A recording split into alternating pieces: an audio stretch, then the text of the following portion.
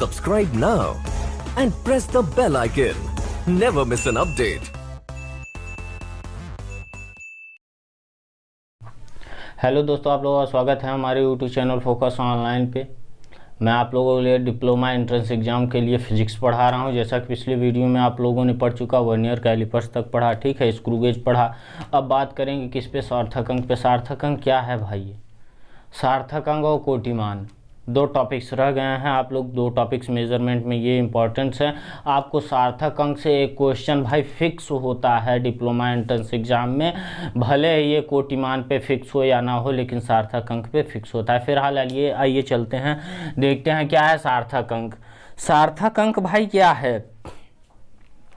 अगर सार्थक अंक की बात करते हैं तो अगर हम 1.0 kg, एक ऑप्शन देते हैं आपको 1.00 kg, 1 पॉइंट देते हैं 1.000 kg और ये 1 kg।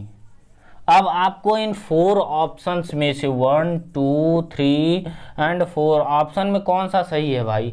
आपका ये डायरेक्ट 1 kg तक केवल ज्ञात कर सकता है, जबकि आपका 1 kg 1.0 kg तक ज्ञात कर सकता है भाई, ठीक है।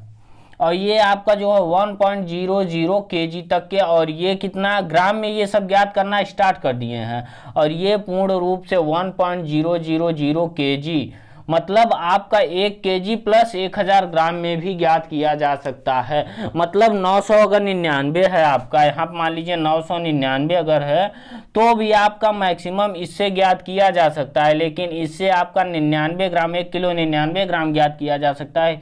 इससे 1 किलोग्राम 9 और इससे केवल 1 किलोग्राम ज्ञात किया जा सकता है इस वाले मेजरमेंट से। तो ये तो पहले ही रॉन्ग हो गया, ये भी आपका रॉन्ग हुआ, ये भी रॉन्ग हुआ, ये सही हुआ। तो ये हम किस टॉपिक्स के अकॉर्डिंग निकालते हैं? सार्थक अंक के। भाई सार्थक अंक की बात करते हैं तो सार्थक अंक क्या है? जब किसी हम वस्तु की माप शुद्धता पूर्वक करते हैं, ठीक है, तो दशमलव के बाद भी कई अंक तक उसका मान आता है, तो यही हम एक निश्चित मान को लेते हैं जिसे सार्थक अंक कहा जाता है, ठीक है। तो सार्थक अंक की जब बात हम कर ही रहे हैं, तो क्या ऐसा कभी आप सोचे होंगे कि सर मतलब सार्थक अंक कैसे हम ज्ञात करें कि कितने सार्थक अंक हैं? जैसे कि मान लीजिए हम पहला एग्जांपल ले रहे हैं कि एग्जांपल नंबर फर्स्ट हमारे पास क्या है, 2, 3, 4, 5, 6 डैश 8 एंड 9, इतना हमारे पास संख्या है, ठीक है।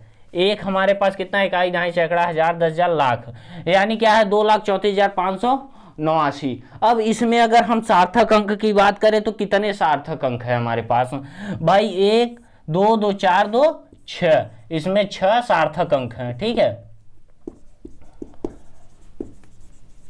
इसमें कितने सार्थक अंक हैं? 6 सार्थक अंक हैं। मतलब आपका सीधा सीधा कॉन्सेप्ट पहला नंबर क्या बनता है भाई? पहला नंबर क्या बनता है कि अशून्य अंक, यदि लगातार अशून्य अंक आते हैं तो सभी संख्याओं के मान एक सार्थक अंक को प्रदर्शित करते हैं, ठीक है।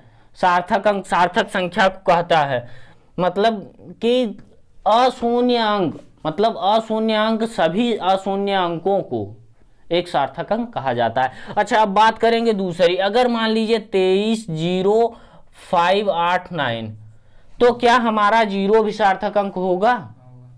अगर इसी को हम बढ़ा देते हैं भाई 2,0,0,0,0,9, तो हमारे पास क्या सार्थक अंक होगा? तो ये हमारा जो है सार्थक अंक होगा 1, 2, 6 सार्थक अंक। मतलब आपको ये भी समझ में आ गया कि दो अशून्य अंकों के बीच जितने भी शून्य आते हैं सब कितने क्या होंगे? सार्थक अंक होंगे। भाई इसे हम क्या लिख सकते हैं? दो अशून्य अंकों के बीच, अंकों के बीच सभी शून्य सार्थक अंक होंगे, ठीक है। अब हमें ये मालूम हो गया। अच्छा, अब बात करते हैं सर, अगर आप बोल देते हैं सर ऐसा कीजिए कि इसी में कहीं पे पॉइंट दे दीजिए, यानी दशमलव दे दीजिए। जैसा कि हमारे पास तीसरा पॉइंट क्या आता है आप लोगों के लिए, मैंने इसी को ले लिया 200.0009, ठीक है, हमने इसी को ले लिया। अगर तो अब हमारे पास क्या है, यहाँ पे पॉइंट है, तो कितने सार्थक अंक होंगे भाई? तब भी जाहिर सी बात है कि 3 3 6 सार्थक अंक होंगे। कितने होंगे भाई? मेरे पास ये कितना है, 3 3 6, कुल मिला के 6 सार्थक अंक है। मतलब इससे दशमलव का कोई इफेक्ट नहीं पड़ा आपके सार्थक अंक पे। अच्छा, अब इसी पॉइंट को हम और थोड़ा सा घुमा देते हैं, ज्यादा कुछ नहीं, बस थोड़ा सा क्या करेंगे, चौथे पॉइंट में 2 को हटा के 0.009 कर दिया। भाई मेरे अब कितने सार्थक अंक है? तो अब केवल हमारे पास एक सार्थक अंक है। क्यों क्यों भाई? तो ये हमारा एक सार्थक अंक इसलिए हुआ कि दशमलव के बाद जो 0 है वो सार्थक अंक में नहीं गिना जाएगा। क्यों नहीं गिना जाएगा? इस साइड कोई अशून्य अंक नहीं है, तो क्या हुआ आपका एक सार्थक अंक। ठीक है, अब इसी टॉपिक्स पे हम बात करेंगे। थोड़ा सा आगे जब बढ़ेंगे तो क्या होगा, अगर हम दशमलव इधर ले लें और उधर 0 कर दें, ठीक, ये सही है। तो अब बात क्या करेंगे इसके आगे के प्रोसेस पे। तो अब इसके आगे के प्रोसेस पे बस इसी को थोड़ा सा घुमा देना है हमको। भाई इसको जब मान लीजिए घुमाएं तो हम क्या कर दिए, जैसे 2 0 0.00 और 09 को हटा के 0 कर दिया। आप कितने सार्थक अंक हुए हमारे पास? कितने हुए भाई? तो अब हमारे पास सीधा सीधा सार्थक अंकों में क्या दिया हुआ है, 2। तो एक सार्थक अंक हुआ। कितने? 1 सार्थक अंक। अगर हम इसी पॉइंट को, ठीक है, अगर हम इसी पॉइंट को ले लें और थोड़ा सा और आगे बढ़ें, तो क्या हमको अगर दशमलव के बाद मान लीजिए कि ये हमारा 0 पॉइंट और समथिंग यहाँ पे क्या था, मान लीजिए 8 9 कर दिया, तो कितना आया? 2 सार्थक अंक आया आपका।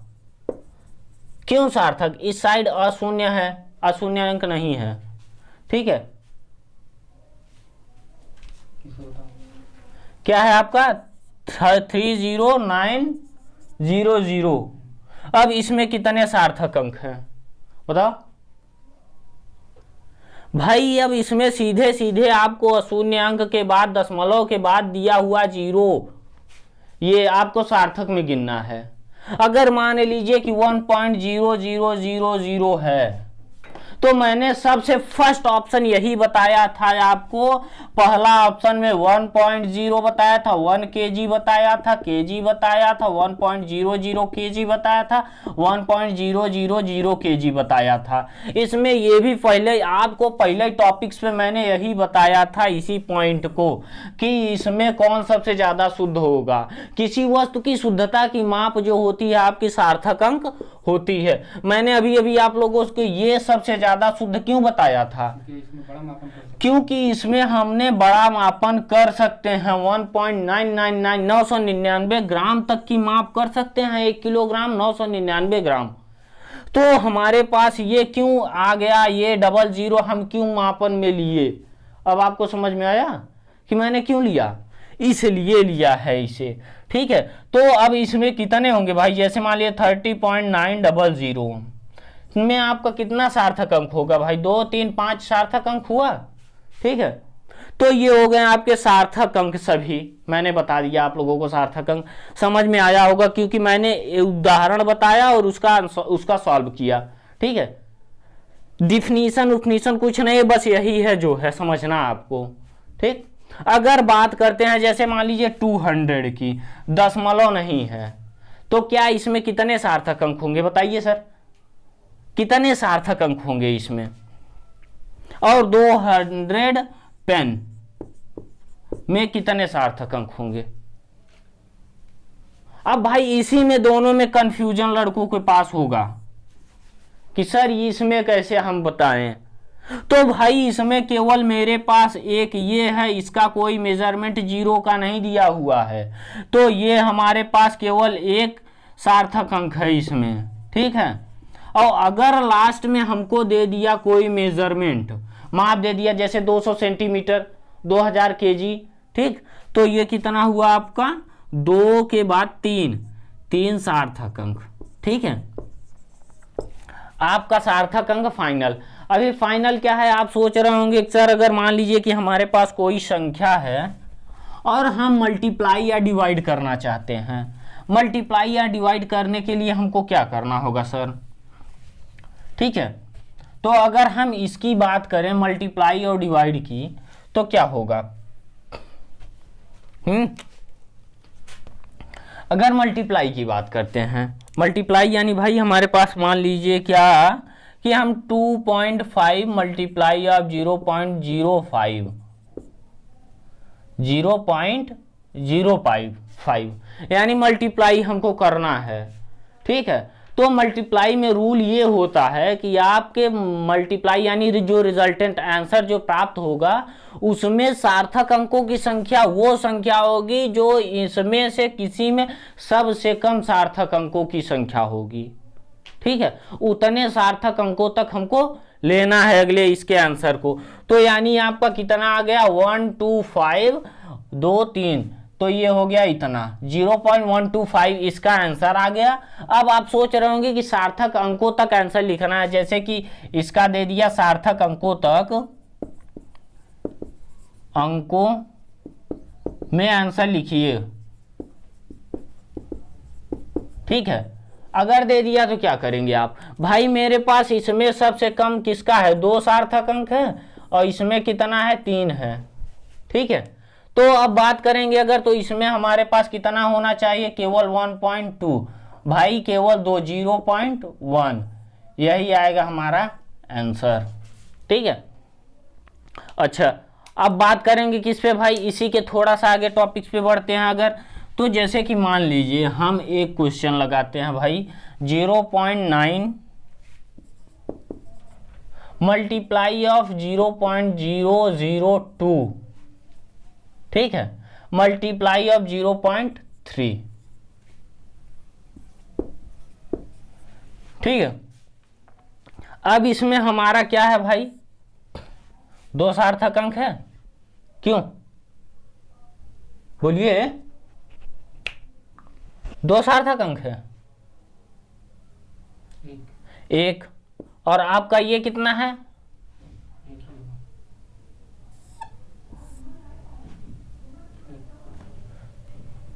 चलिए ठीक है, हम यहाँ पे 1 लिख लेते हैं भाई। अब कितना हुआ आपका? 4 सार्थक अंक, और हमने यहाँ पे 10 दशमलव लिख लिया। 10 ना लिख के चलिए ठीक है, आप केवल 1 दशमलव लिखिए, तो हमारे पास कितना हुआ? 3 सार्थक अंक हुआ। अब 3 सार्थक अंकों में हमको आंसर इसका कितने सार्थक अंकों में लाना है? सिर्फ और सिर्फ 1 सार्थक अंक लिए इसका आंसर होगा। तो आपका इसका आंसर कितना आएगा भाई? जो भी मल्टीप्लाई आएगा पॉइंट के बाद कुल मिला के केवल 1 सार्थक अंक होगा, चाहे जो नंबर हो। ठीक है, कम से कम जो हो इसमें।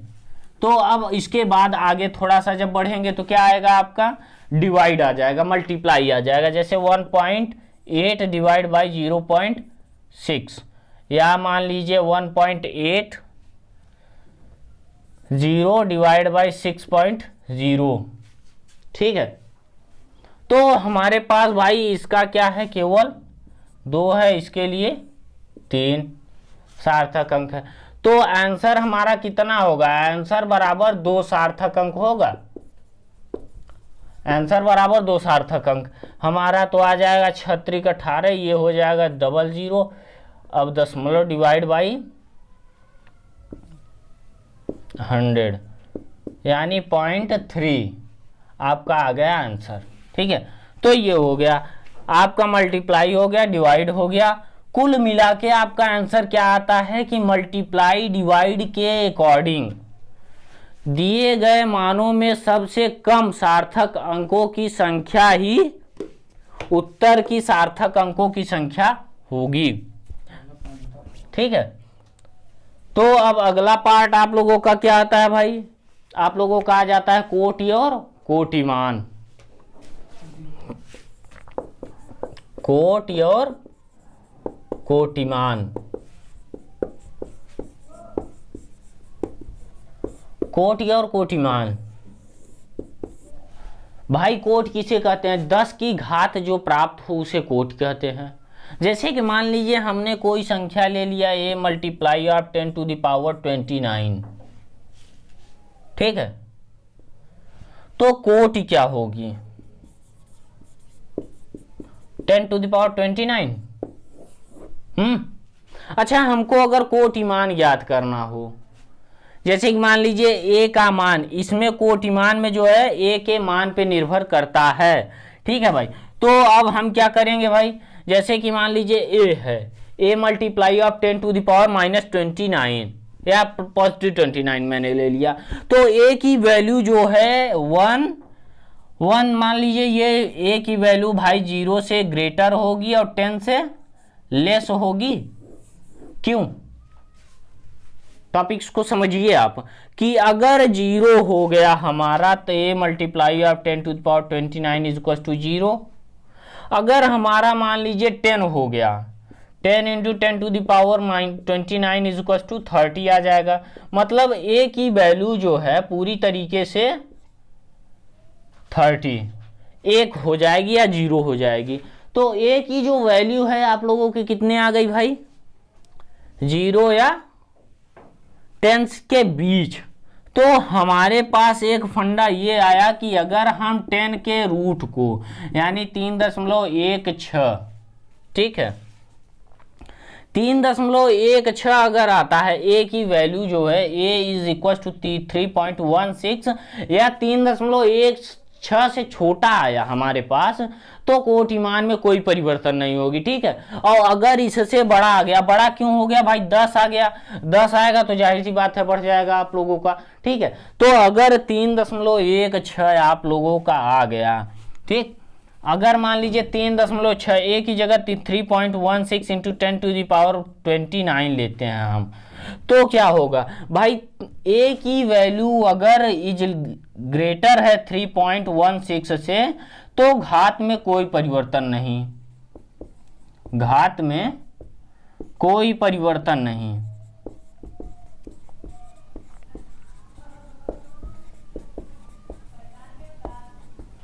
कोई परिवर्तन नहीं होगा, ठीक है। घात में कोई परिवर्तन क्यों नहीं होगा, अगर a की वैल्यू 3.16 से बड़ी हुई तो, वो छोटी हुई तो, सॉरी छोटी हुई तो, ठीक है। और अगर a की वैल्यू 3.16 से बड़ी हुई, बड़ा हुआ तो घात में 1 जोड़ दिया जाएगा,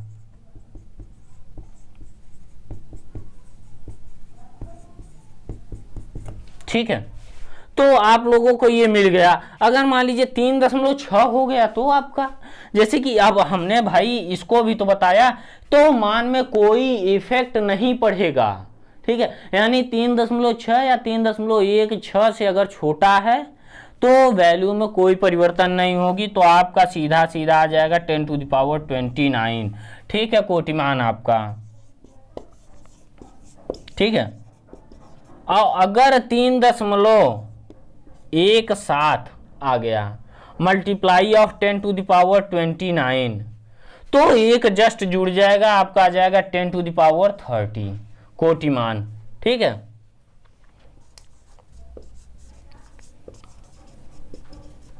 आपका ये आ जाएगा कोटिमान, कोटि और कोटिमान। तो ये हो गया आप लोगों का इंपॉर्टेंट फैक्ट। टाइम कितना हुआ, खबर करा। तो अब मान लीजिए एक एग्जांपल हमने ले लिया 5 इंटू 10 टू द पावर 30 का कोटिमान ज्ञात कीजिए, और 2 इंटू 10 टू द पावर 30 का कोटिमान, ठीक है। तो first and second, first number में 5 is greater than 3.16, so that कोटिमान कितना हो जाएगा, कोटिमान बराबर 10 to the power 30 plus 1 is equal to 10 to the power 31, ठीक है। और दूसरे का क्या कह रहा है आपका 2 into 10 to the power 30 is में 2 is less than 3.16, so that क्या हो जाएगा, कोटिमान, ओ सार्थक अंक, ओ कोटिमान सर, कोटिमान, कोटिमान आपका कितना आ जाएगा भाई, 3.16 से जो है छोटा है, तो जाहिर सी बात है कि आपका 10⁻30 तो 30 ही रहेगा। अब आप चाहे जो हो ए बी एन 10⁻n, अगर मान लीजिए सीधा सीधा हमारे पास अब लास्ट फैक्ट क्या आता है आपको नोट करने के लिए, सिर्फ और सिर्फ एक फैक्ट हमारे पास मिलता है इससे, इन सभी फंडों से, कि अगर a मल्टीप्लाई ऑफ 10⁻n, ठीक है, case number first a is greater than 3.16, then ये हो जाएगा कोटिमान,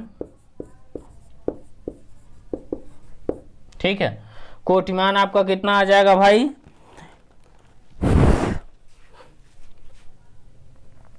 कोटिमान आ जाएगा 10⁻n+1, 10 के घाते n+1। और केस नंबर 2 कितना आया आपका, अगर a जौनवा छोटा हो जाए 3.16 से, a इज लेस देन 3.6, ठीक है। अच्छा, लेस और ग्रेटर में आप अंतर क्या समझ रहे हैं भाई, ये जिस साइड अपना मुंह खुला रखेगा उस साइड बड़ा होगा, ठीक है, और ये होगा छोटा, तो आप लेस और ग्रेटर याद रख सकते हैं, ठीक है। तो ए देन तब कोटिमान 10⁻n ही रहेगा, ठीक है। तो अब बात करेंगे किस पे, कुछ न्यूमेरिकल्स पे बात करेंगे, ठीक है। तो चलिए आइए देखते हैं।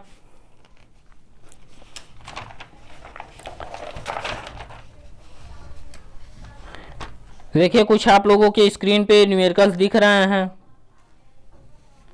जल्दी करो, आज वो बता दें।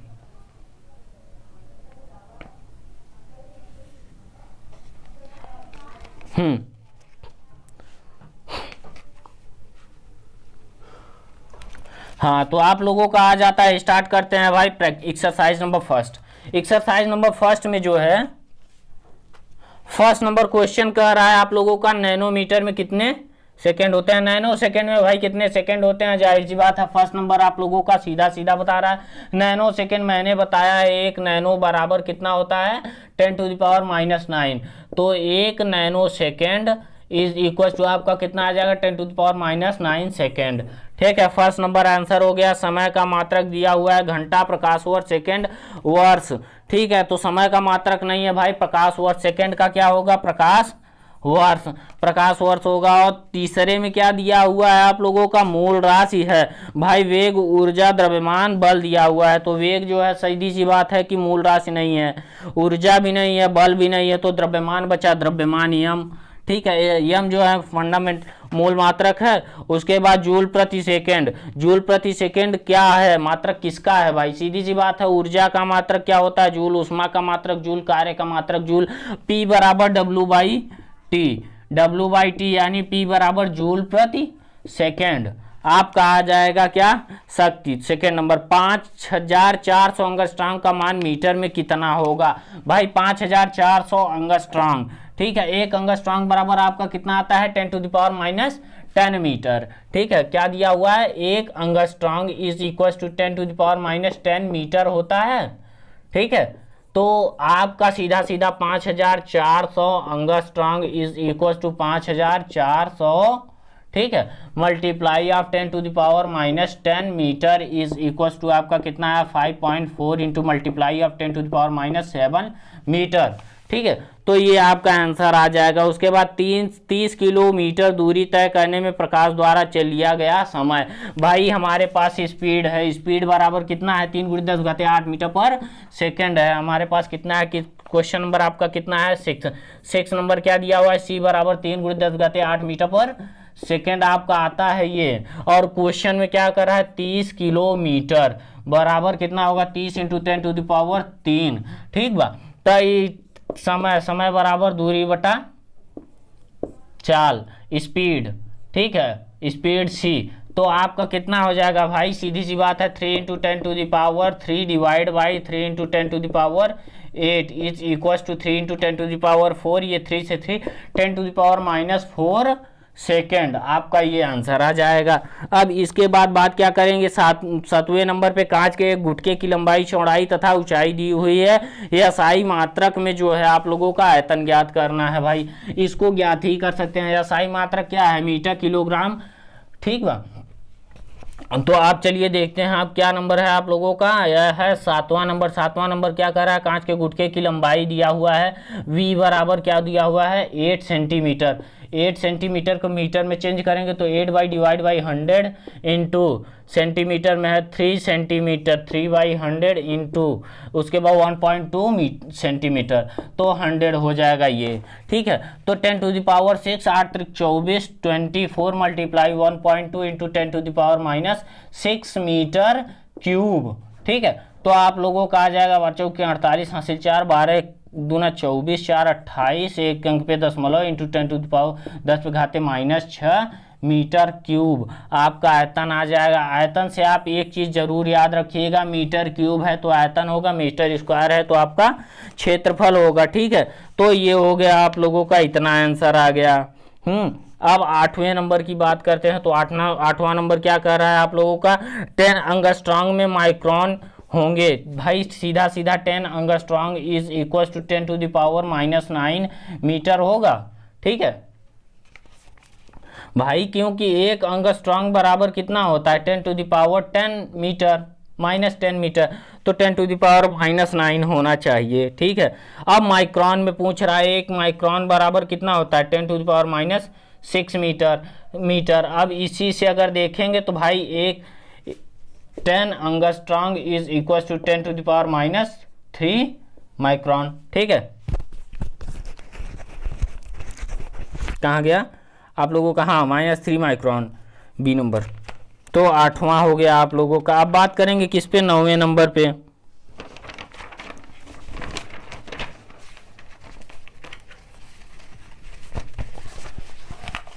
नौवां नंबर आप लोगों को क्या कह रहा है,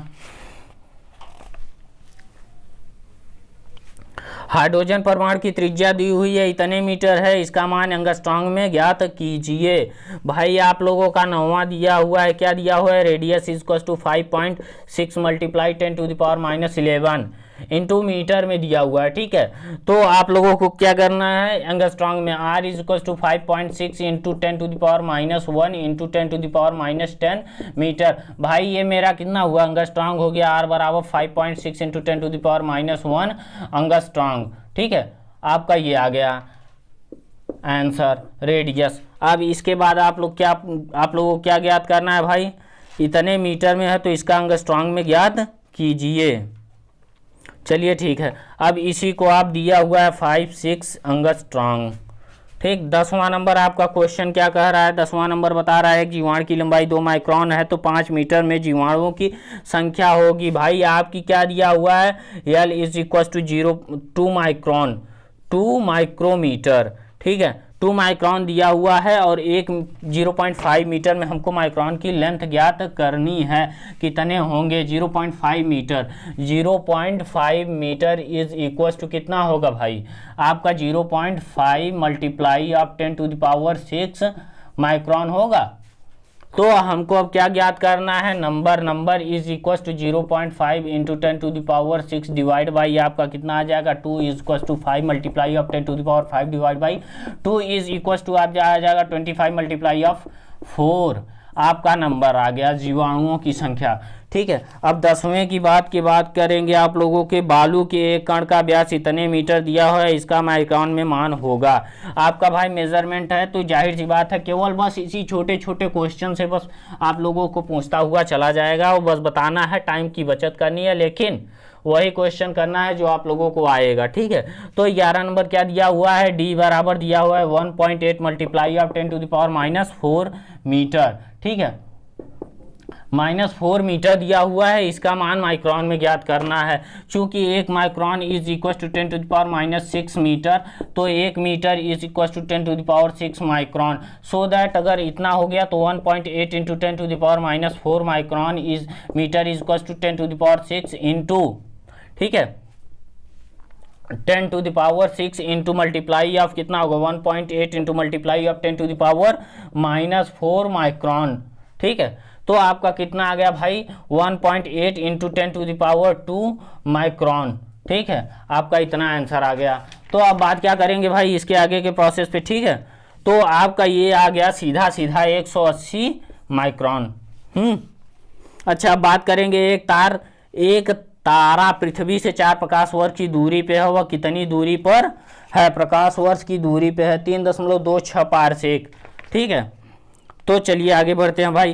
प्रकाश वर्ष, एक प्रकाश वर्ष बराबर कितना मीटर होता है? 9.46 × 10 15 मीटर होता है ना आप लोगों का। भाई आपका जो दिया है, क्या दिया हुआ है? 4 प्रकाश वर्ष, डिस्टेंस इज इक्वल टू 4 प्रकाश वर्ष। प्रकाश वर्ष, अगर 4 प्रकाश वर्ष दिया हुआ है, एक प्रकाश वर्ष मेरे पास कितना होता है? एक प्रकाश वर्ष बराबर 9.46 × 10 15 मीटर। तो 4 प्रकाश वर्ष बराबर कितना होगा भाई? 4 इंटू 9.46 × 10 15 मीटर। 4 × 24, 4 × 16, 2 18, 4 9 36, 1 37, 2 अंक पे दशमलव, मल्टीप्लाई ऑफ 10⁻15 मीटर, तो बराबर आपका आ जाएगा 3 7 8 4 इंटू 10⁻16 मीटर, बराबर आपका आ जाएगा 3.784 × 10 13 किलोमीटर। आपका ये आ जाएगा आंसर किलोमीटर में 4 प्रकाश वर्ष बराबर, ठीक है। आंसर आपका ये आ गया। अब इसके बाद बात क्या करेंगे आप लोग? कुछ नहीं, बस हाइड्रोजन परमाणु में इलेक्ट्रॉनों के नाभिक के चारों ओर 10⁻15 चक्कर पर सेकंड लगाता है। इलेक्ट्रॉन द्वारा एक चक्कर में लगे समय का मान ज्ञात कीजिए। भाई जाहिर सी बात है 10⁻15 चक्कर पर सेकंड, ठीक है। आपका क्या दिया हुआ है? 10⁻15 चक्कर प्रति सेकंड,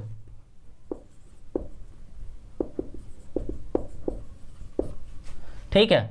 तो एक चक्कर बराबर कितना आया